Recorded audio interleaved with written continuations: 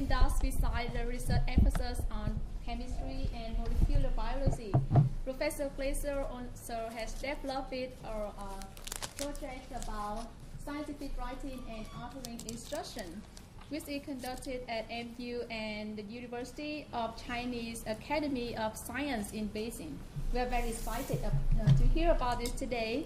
And besides, I also would like to remind you that we provide a minute paper in front of you to give us the feedback. So we try to collect it 15 minutes before the end of the seminar to withdraw the lucky person for the book prize. So please help us to fill it out by that time. Okay, thank you. All right. Well, I think it's wonderful that we have this seminar series that talks about science education, and it's wonderful that I have the opportunity to talk here. And what I would like to talk to you about is a curricular innovation that is not that new anymore. I've been doing it now for 5 or 6 years, but there's several aspects to the curriculum that I think are novel. And I don't want to sort of show it, like an academic paper.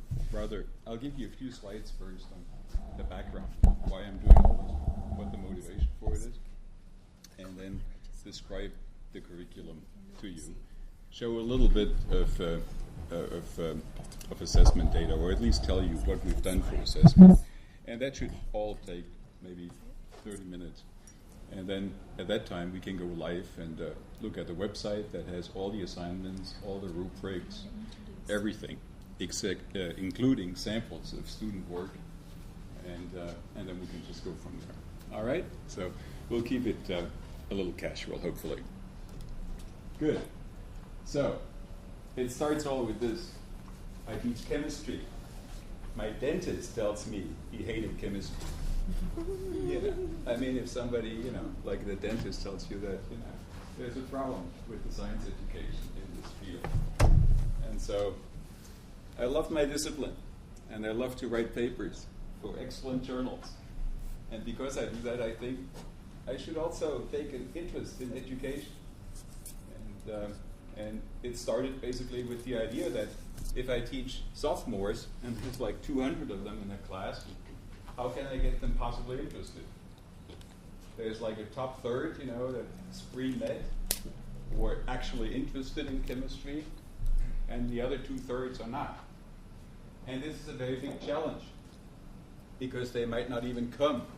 So you really have to think about how to get them involved, even if they don't have a genuine interest in science like a scientist would have. Yes? And so I thought, well, what most professors are doing is they're very good at chemistry. They have a very clear idea in their mind of the chemistry that they're teaching. And most of them also have the ability to put all that thinking on the board and say it with few faults. So the message is there, but the recipient is not tuned in. The recipient is maybe interested more in, topics of the time. When I made this slide a few years back, fuel cells, SARS, fatty acids, cis and trans, and all that was in the news, yes? And that was all chemistry. And if you look at the news today, all the big headlines that decide about where the country is going are directly related to science at the core. So clearly it should be possible to take anybody in a university audience and get them somewhat interested in chemistry. And that just means that we as professors have to get out and think about that context and make it more interesting.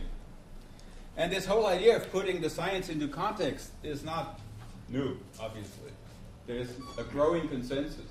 And the consensus grows so much now that in the next generation standards, the idea is basically, how do I point? Is this the point? That we're not only integrating science, for example, with math, or we should also integrate it with ELA, English language arts, and just put everything together, make it very complicated and complex. I think there's still value in disciplinary education. You have to have some basics first, but I like this idea of integration a lot. Learn in context, learn for a purpose. And so there was also a consortium here on on campus, and I was part of it for the last few years, where we were funded with a PRISM grant to integrate science and math. That was great fun. And I've always tried to integrate ELA with chemistry. And the only thing that I would add to this this collection of items that we should cover is perhaps the most important thing in science, which is peer review. And peer review is dreaded, sort of like this. There you have your paper after much work and sweat, and then to get it accepted, you have to sort of go through this, in Germany we would say Spießrutenlauf, or worse. So I don't have a word for that. Look it up. And it's never nice to be sort of in the center of attention when other people criticize your work. It's always a slightly traumatic phase in every graduate student's life when they suddenly have to publish their work and be criticized. So I think it's a good idea if one exercises that, and not just teaches it to graduate students who will eventually publish, but to everybody, because the very important aspect of peer review is that we actually want to have conflict. We want to have dissent in the science community, right? We want to have very strongly formulated criticisms, and then eventually, hopefully, after some debate, we can actually sort of agree and mutually learn something and then get on with it. Yes? I think just this very fact that dissent and persuasion are like pillars of science needs to be taught more. Because nowadays there are so many people, they say, oh, there's a controversy, and it's just a little bit tiny controversy. That's just normal in science, yes? And it does not mean that there is not a general consensus on the topic, for example. Or, you know, so things like that, they have very big implications. And this arguing here in peer review, that is a skill that people don't have when they're born. They need to learn it, I think. And the skill of arguing and criticizing in a polite fashion, that is also something that one needs to learn. So, how to teach that, I would like to show you in an example of a chemistry course, Chemistry 3700, which is an undergraduate seminar in chemistry, and it's writing intensive and it's computer proficiency intensive. And so I started teaching that 6 years ago, and I thought this would be a perfect outlet to teach upper level undergraduates with chemistry major to write papers, and so I want to tell you about that. So, and that course also has led to authoring and writing instruction at the Chinese Academy of Science in the summer program there. And the reason for that is that I have collaboration ongoing with the Institute of Chemistry at the Chinese Academy of Science. So this is the building. I'm here on the ground floor in the summer, and we've been writing papers on catalysis, olefin catalysis. So I'm there for several weeks every summer, and the last 2 years for several months as a visiting professor. And so that gives me also the opportunity then to give one course, which is 1 week at the Chinese Academy of Science. And the audience there is absolutely stunning in terms of their enthusiasm. And there's a huge difference in scale. So when I teach the class here, the writing intensive class, there's about 30 to 35 students. That depends on the semester. And then when I go to China, I have like 200 students in one class. And it's a block course. So you need to make some adjustments for the size and for the compression in time. And if I have time to talk about that, I will talk about it a little bit. The one thing I want to say is that the interest in a writing class, scientific writing class in China, is overwhelming. Everybody understands that this is a skill they need to have, and they're absolutely eager to learn it. And they also value every access to an English speaker that they can possibly get. All right? So when I taught it for the first time, I had over 300 students in that class, and I said, this is too much. I can't do that with 300. We should have 2 classes. And so we split it up, and now I usually have one for beginners. Which is with 200 students, and then one for advanced graduate students, which is about 100 students.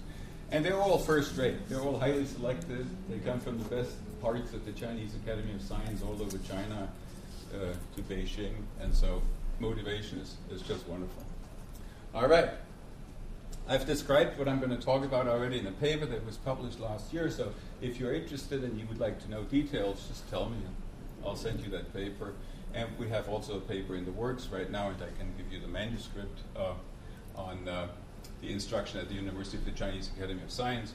And there's actually no "the" in there, just in case you wonder. And this one describes the adaptation of the curriculum at MU to the summer classes in China. So, one other aspect that goes through all this work is that I believe, as probably most of you do, that the solo scientist era is completely over, right? It is not like you can, as one person, accomplish large things these days. You always have to work in teams on big projects. Usually the papers are interdepartmental. Sometimes they're intercampus. I write many papers with colleagues in Europe and in China.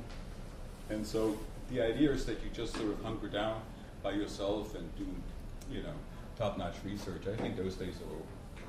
So the ability to work with others, collaboration, is extremely important. And the ability to collaborate depends on good communication skills, and that also is very important. And we have to adjust for those facts when we teach and educate the scientists of the next generation. So this curriculum has collaboration in it from the start to the end. And the advantages are simply this: develop criteria for selection of collaborators, experience collaboration, good and bad. Sometimes I say, if you make a mistake in selecting your collaborator and you really learn from that, that's already a good outcome for the class. And that is actually a big problem, that people don't know how to select a good collaborator. So that also needs to be learned. Then peer-to-peer interaction, timing, communication, debate, learning, and consensus building. These are all extremely important skills. And there is nothing more powerful than peer-to-peer learning, I believe.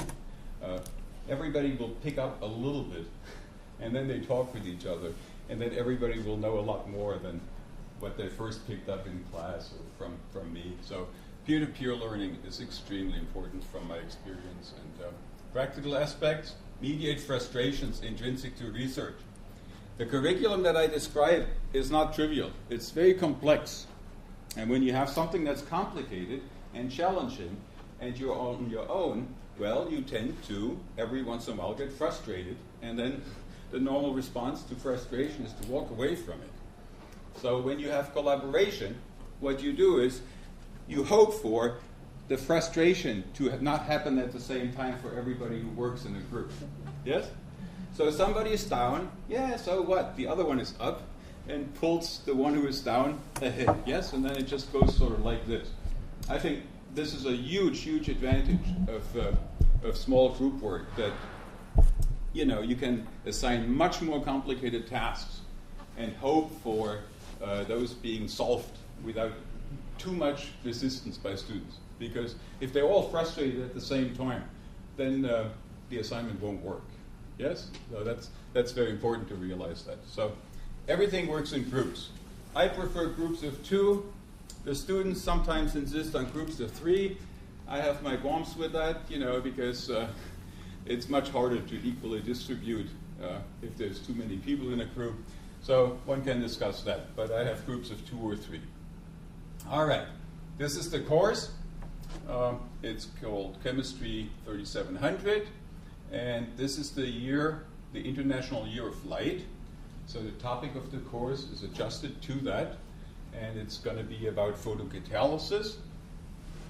And it starts here with the neurobiology of writing, how it's supposed to work, very logical and all, and how it's actually working, very emotional. So you should keep that in mind. And if you click on essentials here, and I'll show you this later live, you get to this page, and then you would see a syllabus, a schedule, contact hours, writing center information, classroom contact guides, all these nice little things that one would talk about at the first hour. And I just want to show you a little bit now about the syllabus and the schedule, and then we'll get into the assignments later. note up here, all my lecture notes are posted. That's the notes. Then there's writing resources, lots and lots of things online to facilitate scientific writing. I have lots of links there. There's over 100, and very useful. And then there's this science topic resources. I collect background information on the topic of that semester, like in this case now photocatalysis, and have a pool of primary literature that the students can use for the first few assignments. We do not go out into the primary literature at the very beginning. We just go into a pool of pre-selected literature and then work with that. Everything is scaffolded. That word will come up several times. Okay, so this is the curriculum.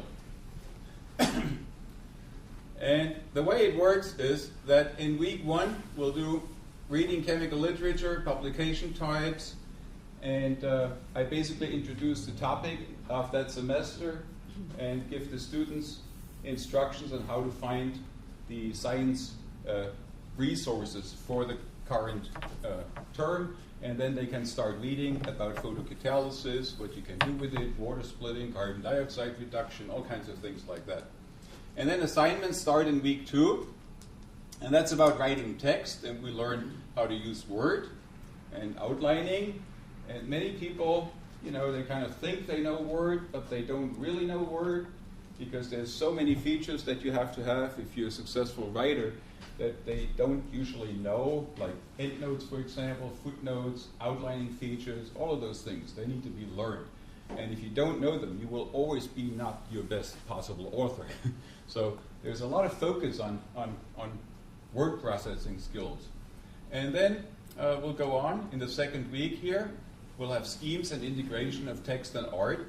So we'll build on what we've done here in assignment 1 and add pictures to the 2 paragraphs that we've written in assignment 1. And that requires now more software, structured drawing software. This is very strong in chemistry, obviously. We have to have structures in our texts. And then we go to Excel, and we learn how to make tables, statistics, graphs, and eventually we'll go to simulation and graphing and learn how to use functions, regressions, analysis tools that work on the data. And that's the first 4 weeks. And up to this time, all the literature that is being used was supplied to the students, so they don't have to sweat that. Okay, I basically tell them what to read and select from a pool of accessible references. And then they have to start working with literature that is not provided, so they learn how to do search, how to do citation, how to write bibliographies. In chemistry, we use SciFinder. And then they have to integrate all those skills in writing about a topic of their choice in the theme area. Then there's an oral presentation on that same thing. And then finally in assignment here, assignment 7, we'll go to biological molecule, large molecules. We usually use something from the protein data bank. So in this case, for the International Year of Light, we did photosystem 1 and 2, which is extremely challenging. It's a beautiful topic. I mean, I have not been more fascinated by anything in biology than that. And then after assignment 7, the second part of the course starts. Up to here, it's all skill training. You learn how to write text. You learn how to write schemes. You learn how to integrate those things. Then you learn how to do Excel, how to write tables, how to put a table into the text. These are all skill things, yes? All of those are peer-reviewed with rubric-based assessment. That's not scientific peer review. That's just a quality control peer review, yes? And it's rubric-based, and I'll show you the rubrics. And then we're set now. At this point, we're set to actually do something that is actual scientific writing and actual scientific peer review. And that's assignments 8 through 11. And what we do there is, we obviously have the quandary of not having original data. So the way we go about that is I tell the students to go into the theme-based literature on photocatalysis and find the current paper from the last 2-3 years that they like, that they think is really, really cool. Now think about this a little bit. You have to find those journals. Then you have to know a lot about photocatalysis to actually understand what you're reading. And then you need to find a paper that you like more than others, and that you're capable of justifying your selection to other students, right? So this requires a lot of higher level skills. This is not easy. There's a lot of creativity that goes into this. You have to bring a lot of different skills together. And then eventually you select a topic, and then I say, the game is this. You adopt that paper as your own research. So it's a role game in a way, yes? And every paper in science is basically structured in one way. 95% of the papers are structured in one way. You make something, and if you're a synthetic chemist, that's all that matters. But usually you make something, and then you do something with it. So there's a function. That's most of the papers nowadays. You make a catalyst, you have an application, and then you say how well that application works, yes? Or you make, well, anything, a material, it has a function, yes? So we always go after how is the material made, what is the function, how do you quantify the function? And the quantification obviously is very important in all science, and so we put a lot of emphasis on this. And then the assignment is basically you pick that paper, make it your own, and then you write a paper about that and compare it to two other things with the same function, like two other catalysts that have been used for similar applications. And then you have a discussion to compare and contrast, to think about the mechanisms that accomplish these functions and discuss that. That's basically a scientific paper, roughly, right? So they have to do that. And we set that paper up in two parts, 8 and 9. In 8, you write the materials and methods section and an appendix. And that is actually very hard for most students because lots of judgments are made. You have to decide what is important enough to go in the paper and what is not important enough. What should go in the appendix. That is very hard for young students. It's also very hard for graduate students. And if you're a peer reviewer for journals, it's very hard for authors. These are not easy choices, but they need to be taught, right? And this is how the students can learn it. So we make that choice. We write materials and methods and the appendix, or the supporting information. And then in assignment 9, we'll put everything else in it. The introduction, results and discussion, conclusion, beef up the literature section, all of that. So this is where my students are right now. And then last week, they had their papers all submitted. And then assignment 10 is a scientific peer review. So we actually take these papers that were written by the students, and we give it to 3 different groups to peer review, according to the JOC style, Journal of Organic Chemistry. I'm an organic chemist, so. And so are 75% of all chemists, so organic chemistry is a good choice. And then they peer review each other, and this week, they're getting these peer reviews back, 8-10, and they'll go back to the authors, and then they have to revise and write a rebuttal. Yes? That's the idea there. And that is true scientific peer review. And I want to stress this, because if you want to have scientific peer review, you only appear if you actually understand the area that you judge. Yes? So it's very dangerous to talk about peer review loosely. Only an educated person in that field is your peer. And I think this is the challenge in peer review in education. You have to make sure that everybody comes up to a certain level so that they actually understand what's going on. And only then can they peer review. And that's what the beauty of this is. We take a theme, in this case photocatalysis. We can bring everybody up to understand something about photocatalysis in 2.5 months. Yes? And then they write all about photocatalysis, but they all write about something else in that field. Okay? And then they peer review other people. So they have the background on photocatalysis. They have already written on photocatalysis. And now they review something that is also on photocatalysis, but a little different. And so they should now be able to judge that. That's the idea. I think this is a very good setup. And the students are happy with it. They accept it. They think it's workable. And student acceptance is, of course, tremendously important. So the last thing that needs to be done then is here the assignment 11. Revising, responding to peers, adding a graphical abstract, and then there's a final peer review by the same people. This is usually very stressful for students because there you have your paper, right? You're halfway happy that you have your paper. you sort of think, oh, well, I worked very hard, I understand this stuff now. This is what I wrote. And then you get ripped apart in different directions. Usually peer reviewers do not see the same problems.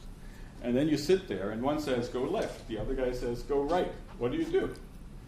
Enormous stress on most young people. Yes? So I instruct them on how you deal with that. And there are very methodological ways to deal with that in a very kind way. But it needs to be exercised. And so this is what I'm teaching them right this week.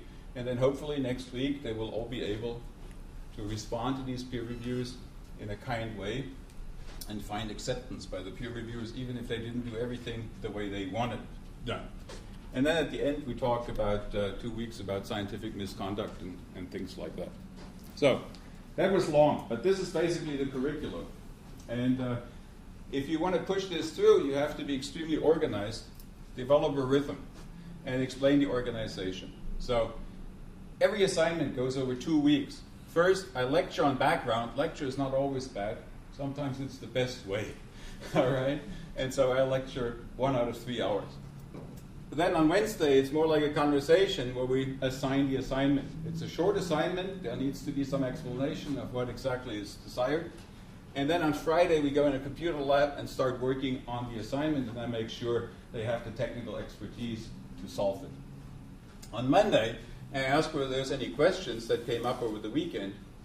On Wednesday, we start the peer review, and on Friday, the peer reviews are returned. Yes? And then we start in the second week with the second assignment while this is all still going on, and then we just overlap like this. It's a very clear rhythm. And there's another reason why you have to have small group collaborations, because people get ill. People go to poster sessions. People go on conferences. People go on interview trips and so forth. Not everybody is there all the time. So if you want to have a very tight schedule, you have to make sure that that's possible. And with group collaboration, that works because most people are not out of town at the same time. So, and then every once in a while that happens, then you deal with it, but it's not a problem. All right? Good. And the scaffolding is very important. Don't start doing everything at the same time, because that is the prescription to go nuts on your side and the student side. So you have to be very organized. And the way we kind of start working on papers is, we start an introduction, and then materials and method, results and discussion, eventually conclusion, and it gets more complicated. It's just here or just here, and then everything. They will repeat some things, right? Doing something more often at a higher level is important. And so, yes, eventually we have all those skills when we write the full paper in A9. And the aspects that are covered here under writing skills are writing text. We start with that, and then we have to do this in every assignment. Art. In science, art means making schemes and figures. Yes? And so we start with that in assignment 2, and then every assignment has some of that. And it gets more and more complicated. And then there's DDA. This is data discussion and analysis, data documentation and analysis. If you're a scientist, it's extremely important. People do not know how to write good tables. Very frustrating. Not everybody understands how to make a good table, so you teach it. And so they have to learn that, and then they have to learn how to work with tables, how to analyze them, and then repeat, and combine it with the other skills. And then there's information access and searching skills.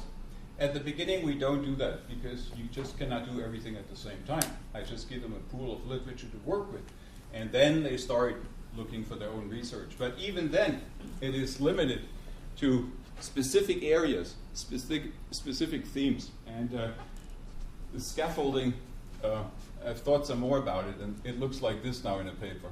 And the major difference is right here. I think the scientific writing skill should have precedent in the discussion. It's about text, art, data, and analysis, and then information access and search. And then it's about which parts of the paper you exercise that with. That's sort of secondary. And then I took author publication correspondence out as a separate issue. All right? Because up to here, you're basically all in class. And once you go to author publication correspondence, then it becomes all public. And you have to deal with people that you don't know. All right. And let me explain this here. So this is access to pre-selected publications. I give them that the relevant literature, and then this here is selected science topic type 1, and then this is selected science topic type 2. Here I give them a topic, a pool of topics, and they can pick whichever they like and then work with that. And here I give them a pool of journals, and then they can take any article from any one of those. So we're spreading out a little bit.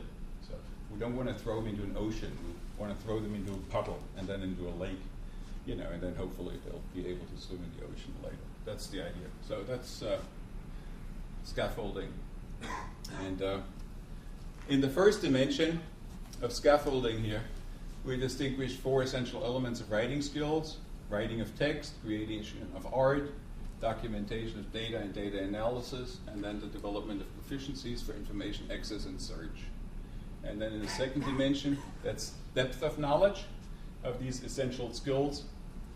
And so just make everything, again, on a larger scale. More complicated tables, more columns, more data. Yes? Things like that.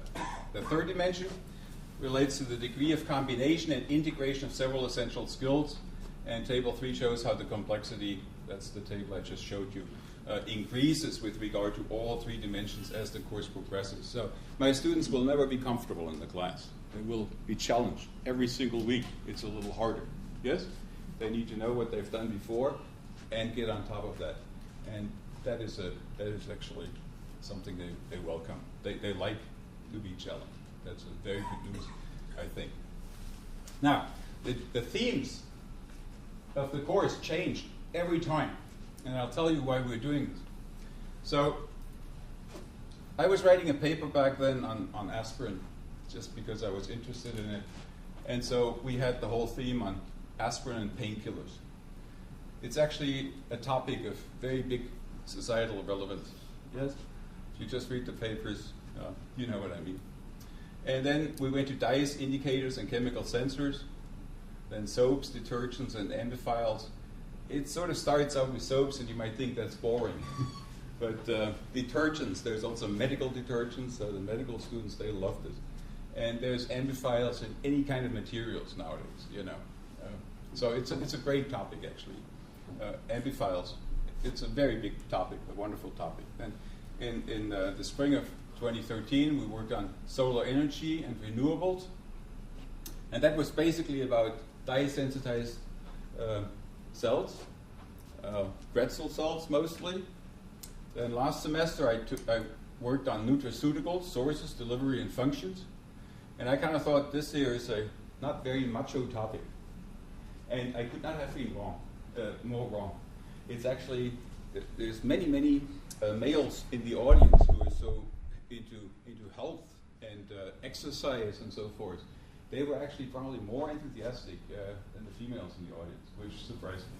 So you always learn something. But so nutraceuticals, that was extremely well received, and there's a lot of chemistry in there. And then this year we went to light-based technologies and photocatalysis. So the topics are different every time, and all the assignments are written new every time. The type of assignment is always the same. The rubric assessment is always the same type, but it's always redone for this specific topic.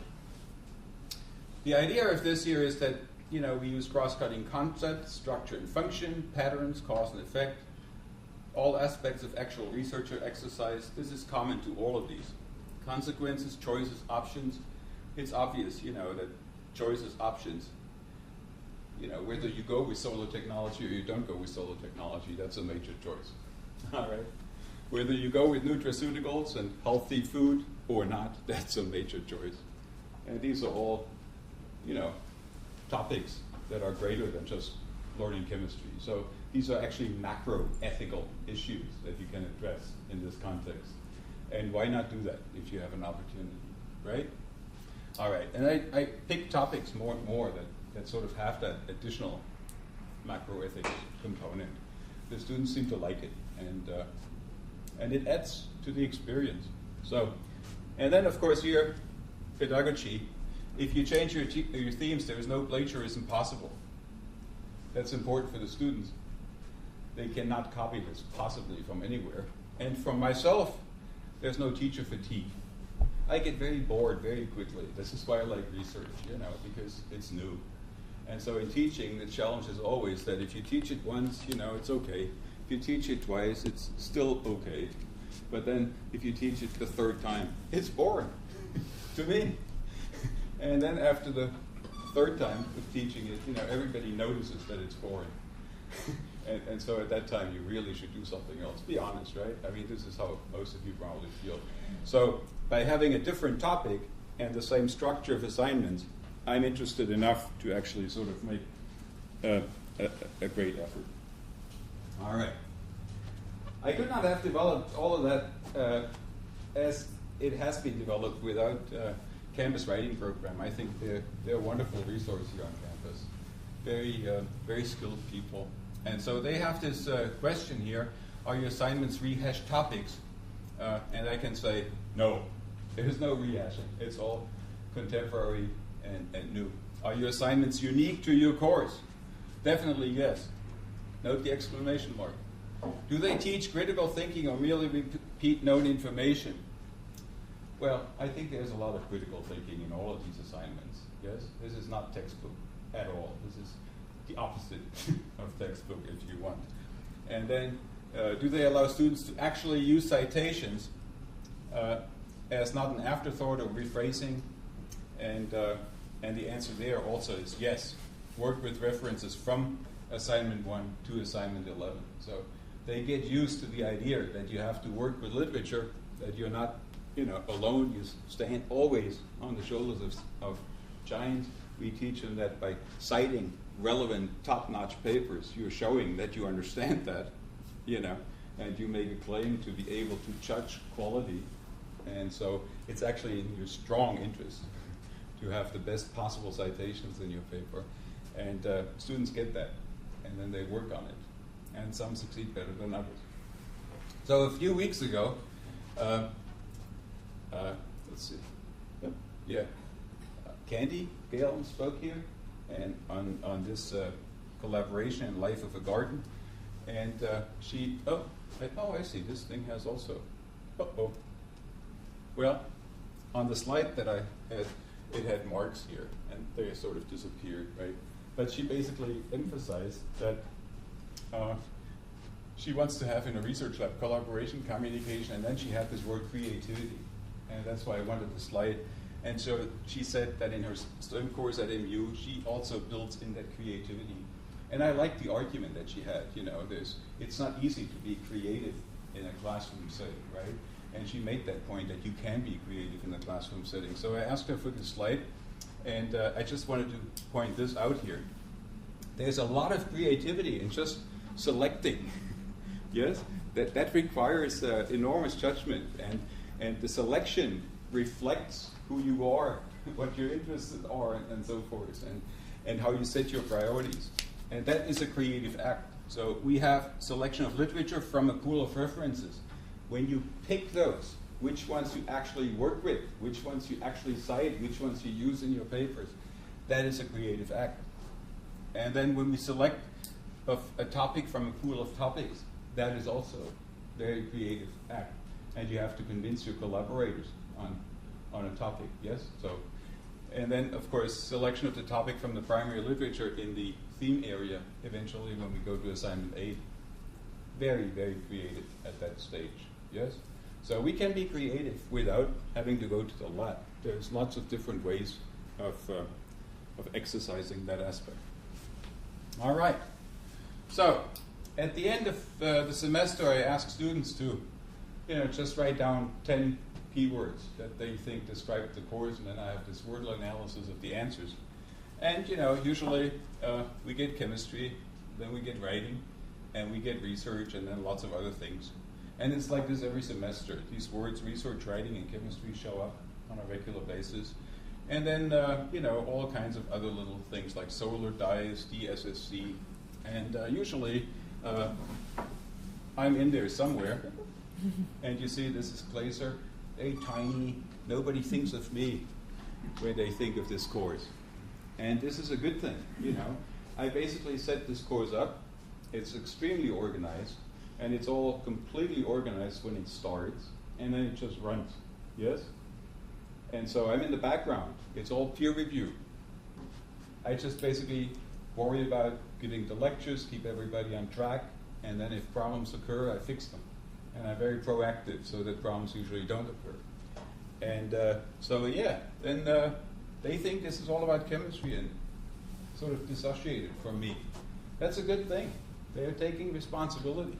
They're really getting the idea of working in a community. And so I love that.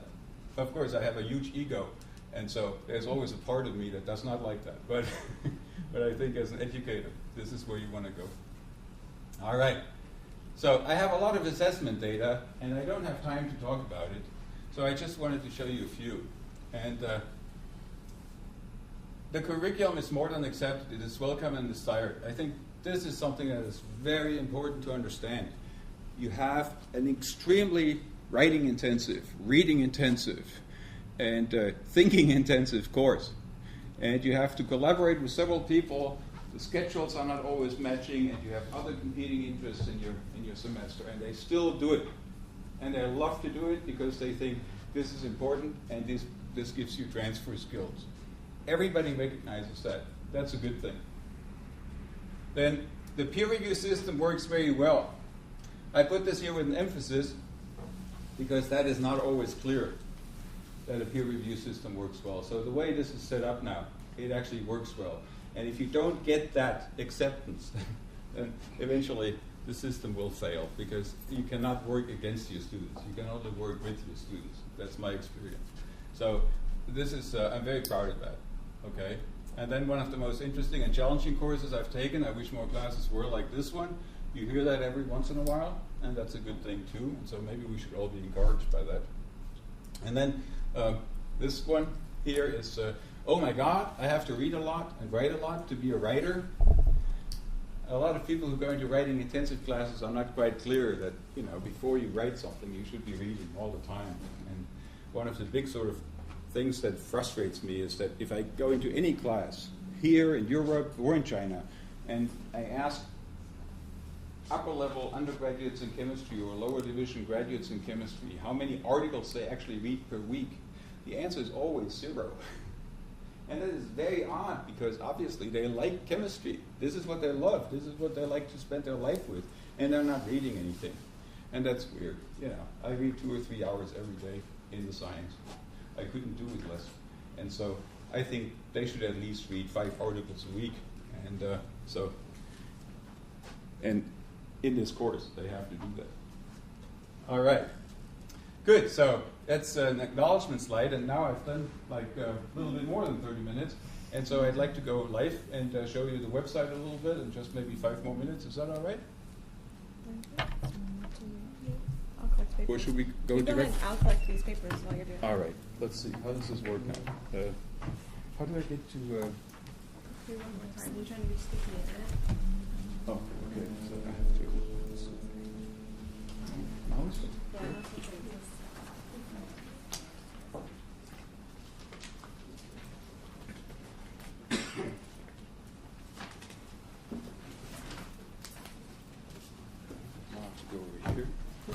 I basically just want to show you the rubrics and the assignments. So that close enough.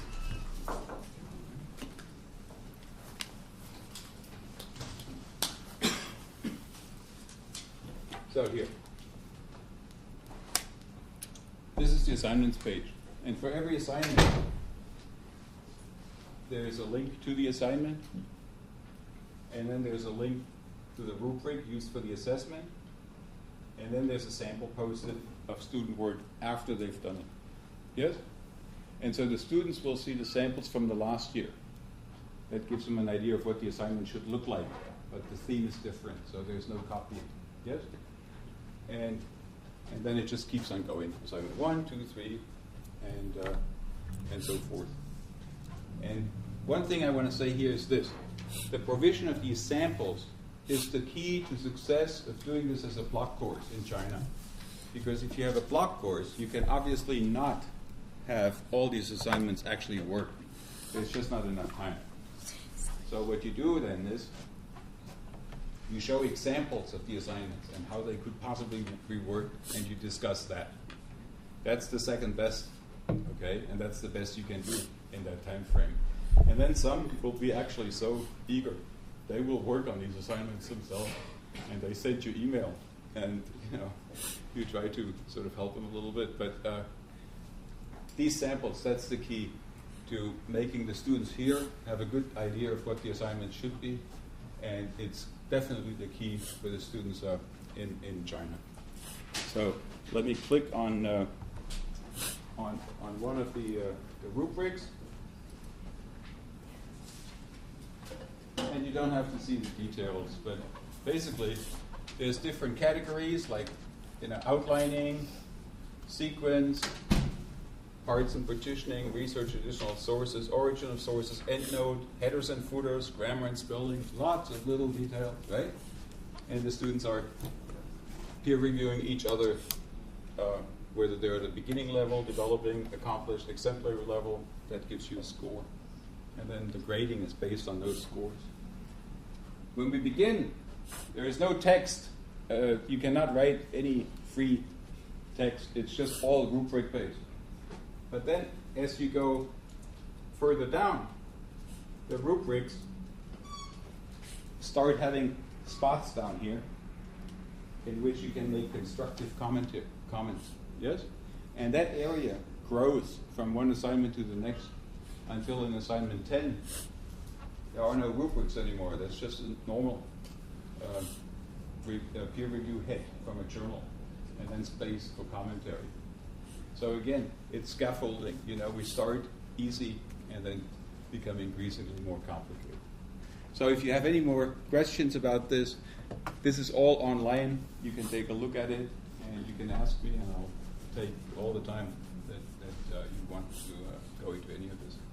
So thank you very much. Rainer, do you have a rubric for the peer review itself? I mean, what does it look like to do a good peer review? I mean, so you're grading the peer reviews, I guess, or somebody's reviewing the reviews. Is that right or not? No. No, I tell them there's an instructional unit on how to fill out these peer reviews, and the instruction basically starts at the moment the assignment is made. When I give them the assignment, I also give them the rubric that will be used to check the assignment. Yes? And then I say, look very carefully at what the cells say. What do you have to have in order to be judged exemplary? Yes? This is where the criteria and the quality get internalized, hopefully, by the authors. Then they do that when they write their own paper. And now they're preconditioned, to sort of analyze the situation based on these criteria, and that's when they peer review others. Yes? And then beyond that, there is no quality control. I'm not going to get into that business, where I say I'm going to do peer review, but then I'm going to also review it, and I show you how stupid you are doing your peer review. You know what I mean? Yeah, I've done something similar, though, and found that it was helpful. Now, my students were freshmen, but I thought it was very helpful to give them feedback about their feedback. What is good feedback and what is kind of lowballing feedback and that sort of thing. That's a good idea. They're different. Totally different group of students. When problems arise, there are opportunities to teach that. Like, sometimes you get a very low score, and then, the authors might not like that, and then you have to get into this. And there's one other thing. We always rotate the peer review, so you cannot be peer reviewed by the same people over and over and over. So there's an averaging effect, yes. And the peer reviews get better over the semester, better quality. And overall, my feeling is basically this. Peer reviewers are much too lenient when they're beginning peer reviewers. They just are not critical enough. Yes? That's actually my biggest problem, that they're not critical enough at the beginning. So how could I make that harder, That's, I think, the biggest challenge right now. Yes. A colleague of mine in England did a similar system, and he made it that, so it was anonymous peer review, but then when you received the peer review back, you actually graded the peer review, how helpful it was, and that kept everyone honest. That without, again, the teacher getting involved in it, but having some incentive for keeping the peer review honest. Yes. That also, it's a good idea, and I wish, you know, if I submit something to an ACS journal, I wish I had that opportunity. And, but I don't. And in scientific peer review, the idea is that you are anonymous and you do it quick, because not everybody has the time, you know. So yeah, I hear all that. Yes, but yes. Yeah, I just you sort of started off with a really thought-provoking slide about a science teacher talking about science and then a student thinking about social issues and those types of things. And you talked about kind of how it's an opportunity to incorporate what you call these macro ethics and these social issues. I would like to hear more about how you incorporate these macro ethics concepts in this course. All right. Well, a very, very simple example is this. You know, there's climate change. Yes? The frustrating thing for me as a science teacher is that if I look even at chemistry students, yes, not all of them can tell me why carbon dioxide produces a greenhouse effect. Yes? So if I have a unit, you know, where they have to learn that, that's already good. Or with photocatalysis. If you write an introduction to photocatalysis, you know, basically what you have to do is you have to have a discussion of solar power as opposed to what? And then you think, well, how do we generate the power otherwise? Well, electricity, yes, good. And that comes from burning coal, right? And so it gets into fossil fuel production of energy versus solar-powered energy. And that already becomes macroethically interesting, you know. Are you the guy, you know, who sort of says solar power is more important than burning fossil fuels because it replaces carbon dioxide? You know, in the we will have less carbon dioxide in the atmosphere. So these things come in there, and I think that's important that one looks at these scales. You know, we're doing stuff, and then there's consequences, and one should think about these consequences. It plays in every chemistry aspect. You know, every time you do a reaction, you have the good stuff that you want, and you have waste. Every time. And you cannot keep that from happening. But the question is, do you want to have toxic waste that is really, really bad, and that would go into your vegetables, so that you cannot use 15% of your vegetables for consumption anymore? This is the number speculated for China. Yes? That's how bad it is over there now. Or do you do it such that, you know, you have waste that will not go into your food supply? So these are big issues. Or in Australia, the big thing now is just climate change. They're so worried about it. If you follow the climate development in Australia, they have the biggest storms right now on the East Coast. They have been going on for 2 weeks already. It's total catastrophe. Yes? Did that answer it? Yeah. Sort of? I want to thank Dr. Glaser for his interesting presentation on his writing in science, which is really difficult for me, and I kind of wish I had taken this course as an undergrad. But and our winner today for our book is Steve Van Doren from Biochem. Right. Yeah.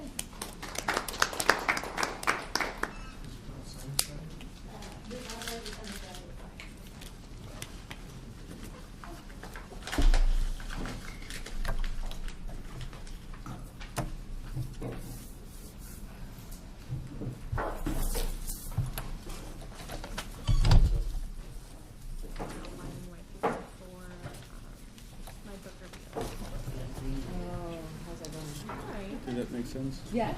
Yeah? All right. Good. I knew you were going to do that. I was just curious. It was interesting. I really like that cartoon. You know, thinking about the way we teach science and think about science. You need to stop it. Oh, yeah.